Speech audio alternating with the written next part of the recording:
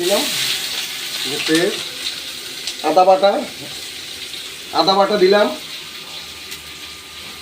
এই যে পেস্টগুলো দিয়ে দিলাম, পেস্ট আদা রসুন সব এক জায়গায়।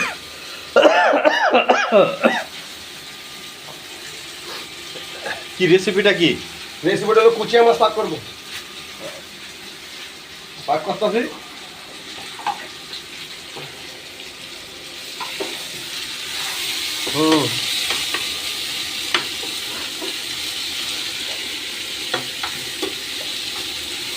ভাই আপনার জাল কিরকম খান? জাল ঝাল চলবে, ঝাল চলবে। জাল চলবে। হ্যাঁ। আমার নানাটা সেই একের রান্না বান্না।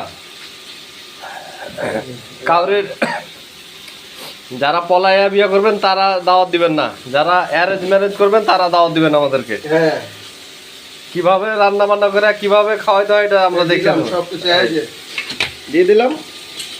রান্নাটা আসলে একদম শেষ হইতেছে।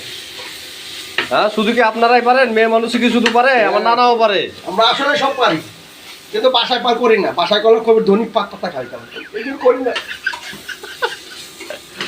বাসায় করলে খুব দই ঢেলে ঢেলে খাওয়াইতাম, এই জন্য মানে না থাকলে আমরা নিজেটা নিজে পাক করে খাই।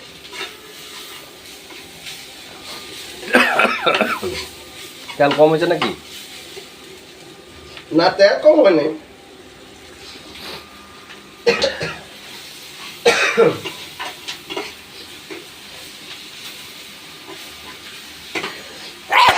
আলহামদুলিল্লাহ।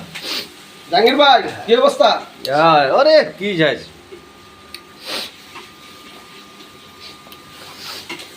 চলুক চলুক। নানা নাতির রেসিপি। নানা বানাবে কুচা মাছ আর আমি বানাবো কালাই রুটি। আমার কালাই রুটি। মাছটাই দেখেন কাজ, এই কুচা মাছ, এই যে দেখেন সেই সে স্বাদ। এত স্বাদ গে?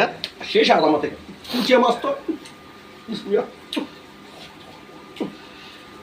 আসলে যে দারুণ খেতে, আমার থেকে ভালোই লাগতো।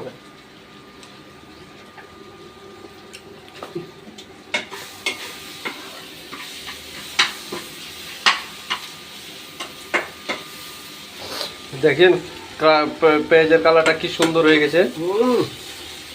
কালারটা দেখেন, একদম একের কালার, একদম সেই কালার। নিলাম আরো আছে, ওই যে কাঁচামরিচ, ওই যে কাঁচামরিচ দেখেন, কাঁচামরিচ গুলো দেবো একটু ধুয়ে নি। কাঁচামরিচ গুলো আলহামদুলিল্লাহ। আজ নানা সব এলাকা একাকার করে দিল রে। এই যে কাঁচামরিচ গুলো কাটি নে, আলহামদুলিল্লাহ।